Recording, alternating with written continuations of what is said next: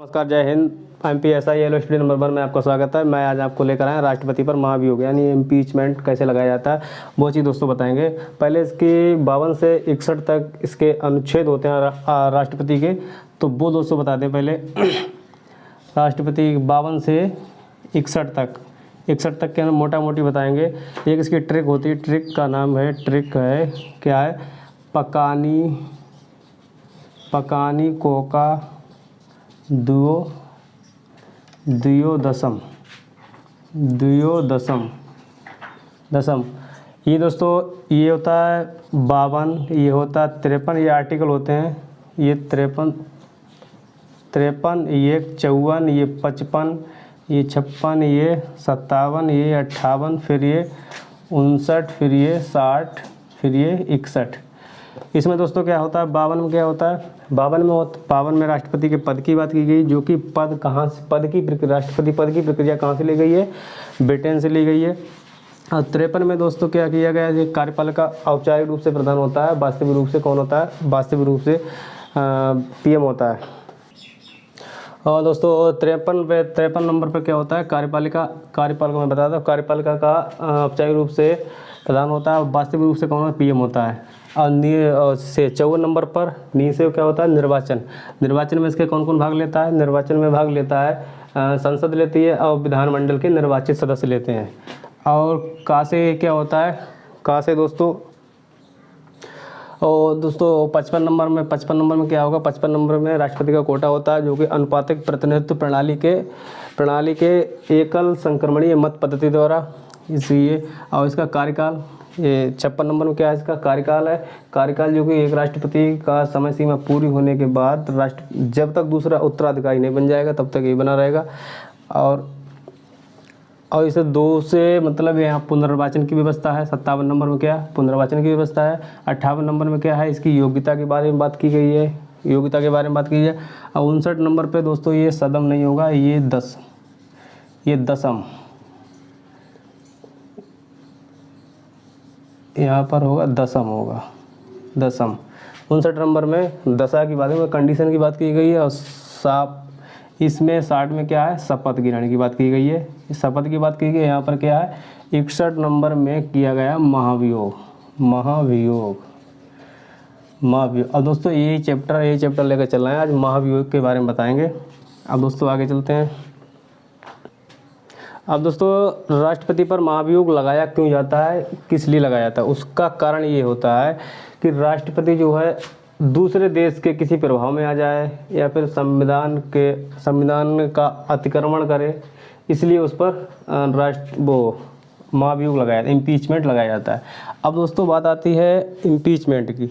Impeachment में कौन कौन भाग लेते हैं, इम्पीचमेंट में ये मेरा एक संसद है, पूरा संसद, मतलब कि संसद के मान लीजिए 2 कमरे, मान लीजिए हैं दो कमरे, ये पूरा संसद रहा, ये संसद है। इसमें लोकसभा और राज्यसभा।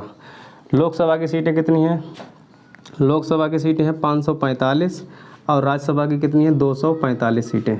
अब दोस्तों यहीं पर ध्यान देंगे यहाँ पर कि कहाँ से स्टार्ट होता है।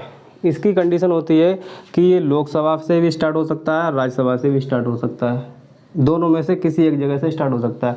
और जो स्टार्ट होगा, जहाँ से स्टार्ट होगा, तो वहाँ के 25% लोग, मान लिया यहाँ से स्टार्ट हुआ, लोकसभा से स्टार्ट हुआ, वहाँ के 25% यानी कि 1/4 लोग हस्ताक्षर, मतलब प्रारंभ करने के लिए 25% हस्ताक्षर चाहिए वहाँ के जो संसद वगैरह हैं उनके, तो 25%।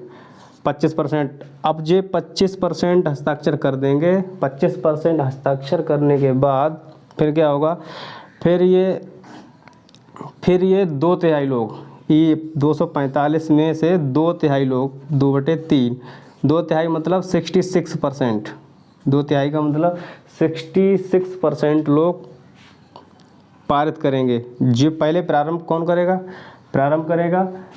25% लोगों से प्रारंभ होगा, फिर उसके बाद ये पारित कब होगा, 2/3 लोगों से पारित होगा। जो लोकसभा या राज्यसभा के सदस्य होंगे, 2/3 लोग, 2/3 मतलब 66% से पारित होगा। अब पारित होने के बाद फिर ये कहाँ जाएगा, यहाँ जाएगा। यहाँ जाने से पहले दूसरे सदन में जाने से पहले 14 दिन पहले जो है किसे सूचना दी जाएगी? सूचना दी जाएगी राष्ट्रपति के लिए। सूचना जो है राष्ट्रपति के लिए दी जाएगी कि आप जो है एक सदन से निकाल दिए गए हैं। अब राष्ट्रपति जी क्या करेंगे? उन्हीं 14 दिन के अंदर, 14 दिन के पहले बता दिया जाएगा भेजने से। इधर मान लीजिए लोकसभा में लोकसभा में प्रस्ताव पारित हुआ, 66% लोगों ने पारित कर दिया। पारित करने के बाद फिर वो राज्यसभा में गया। राज्यसभा में जाने के पहले ही 14 दिन पहले राष्ट्रपति जी को सूचना मिल जाएगी। सूचना मिलने के बाद फिर राष्ट्रपति जी आएंगे, या राष्ट्रपति खुद आएँ या फिर अपने किसी वकील को भेजें। तो इसमें वो अपने कुछ निर्दोष जो अपनी मतलब कि ये दोस्तों अपने किसी रिश्तेदार या फिर किसी मतलब कि वकील वगैरह को भेजें। दोस्तों बता चुके हैं ये चीज़। अब बात आती है ये जो है इसमें और कौन इसमें इसके चुनाव में राष्ट्रपति का जो इलेक्शन होता है तब इसमें कौन भाग लेते हैं?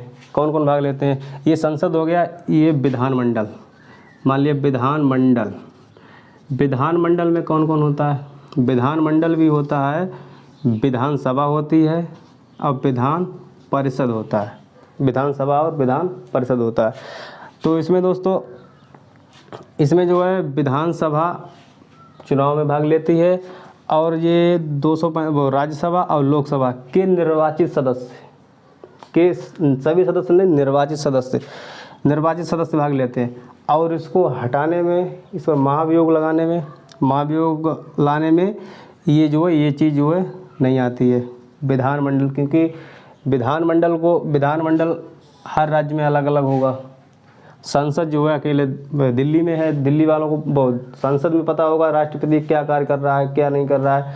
जैसे मान लिया कहीं दूसरे राज्य को, मान लिया केरल वालों को क्या पता होगा, ऐसे मतलब और राज्यों के लिए क्या पता होगा कि राष्ट्रपति सही चल रहा है गलत चल रहा है, क्या काम कर रहा है क्या नहीं कर रहा। तो वो चीज़। और इसमें जो है इसके जो है लोकसभा के 2 एंग्लो इंडियन होते हैं, 2 एंग्लो इंडियन और ये 12 जो है मनोनीत होते हैं। राज्यसभा के सदस्य जो है 12 जो है वो शिक्षा कला साहित्य वगैरह इसके क्षेत्र में राष्ट्रपति नियुक्ति करता है, अब मनोनीत करता है। और ये 2 जो एंग्लो इंडियन होते हैं ये भी भाग लेते हैं राष्ट्रपति को महाभियोग लगाने में। ये राष्ट्रपति के इलेक्शन में भाग नहीं लेते हैं, राष्ट्रपति का चुनाव होता है उसमें जो है भाग नहीं लेते हैं। अब दोस्तों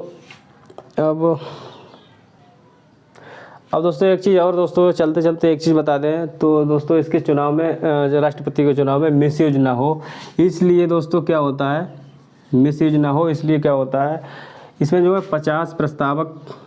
50 जो है प्रस्तावक और 50 ही क्या होते हैं अनुमोदक।